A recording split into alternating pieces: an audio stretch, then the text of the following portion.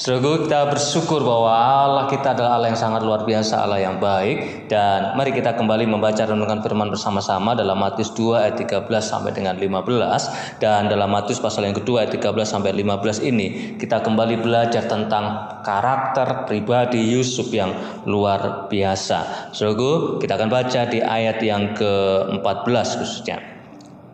Maka Yusuf pun bangunlah, diambilnya anak itu serta ibunya malam itu juga, lalu menyingkir ke Mesir. Saudaraku dikasih Tuhan, kalau saudara baca Yusuf di ayat yang ke-14 ini, maka malam itu lalu mereka menyingkir ke Mesir. Mengapa itu terjadi? Karena di ayat 13, saudaraku, ayat 13, aku berfirman kepadamu, karena Herodes akan mencari anak itu untuk membunuh. Kenapa? Karena dikatakan di sana, saudaraku, perhatikan firman Tuhan kepada Yusuf.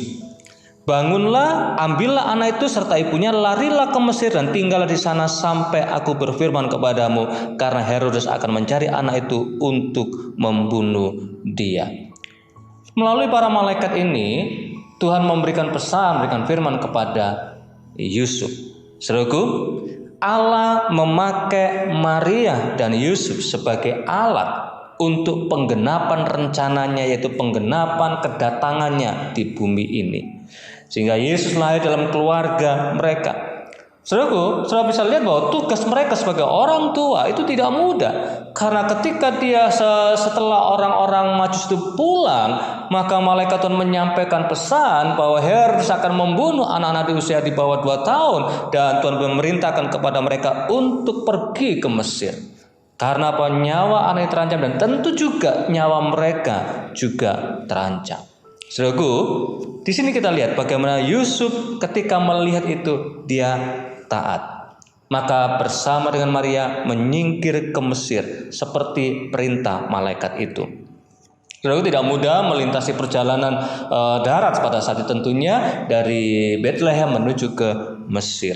Saudaraku, tetapi saudara melihat kembali ketika kemudian di ayat yang ke-16 perintah itu turun dan terjadi pembunuhan orang-orang anak-anak di bawah 2 tahun, mereka terselamatkan dan mereka ada di Mesir. Tetapi saudaraku, mereka tidak tinggal dan membesarkan Yesus di Mesir.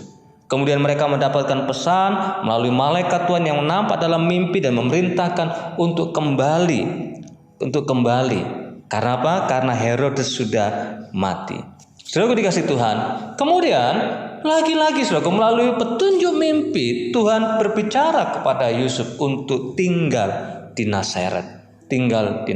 Saudara lihat bagaimana pimpinan Tuhan dalam kehidupan Yusuf.